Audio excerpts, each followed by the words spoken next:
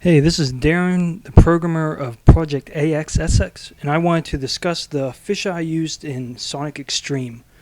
A lot of comments I normally get about the fisheye is that it's confusing and hard to look at, but I wanted to get you guys to look past that and see the fisheye's purpose.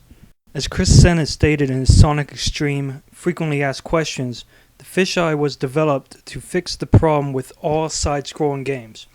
The problem that he's talking about is you only can see a few hundred pixels in front of the direction of travel.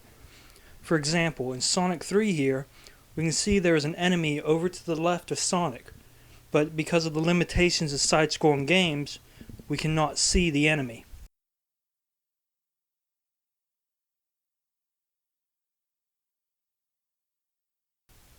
Now in comparison, in a first-person shooter game, such as Battlefield 2 here, we can see far off into the distance. So I can see this tank and shoot it without having any problems.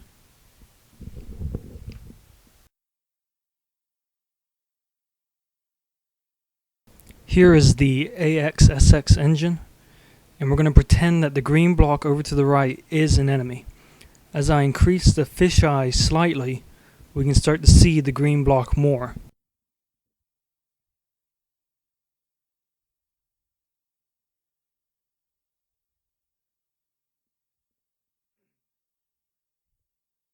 Now even with a slight fisheye, it has started to solve the problem with side-scrolling games. We can also do a backwards fisheye where the level curves into the camera rather than away from, which is the exact opposite of what we're trying to solve, but it makes a neat effect. Now if we use a more extreme fisheye, it fixes the problem entirely because you can see around the entire arena. With this, you'll be able to know what's in front of you at all times.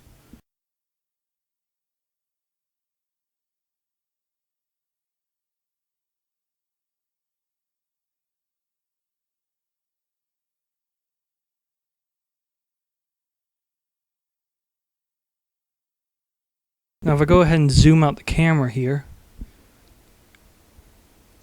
show you another example. Here is the level without a fisheye. It is totally linear. Now if we start to increase the fisheye, we can see the entire level at once, as compared to before where you could not see the ends of the levels.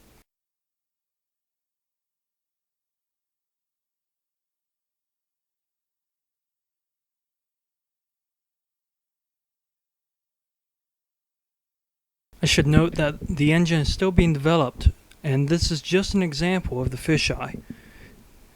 If you want to keep up with updates, you can visit at www.sonic-xtreme.com.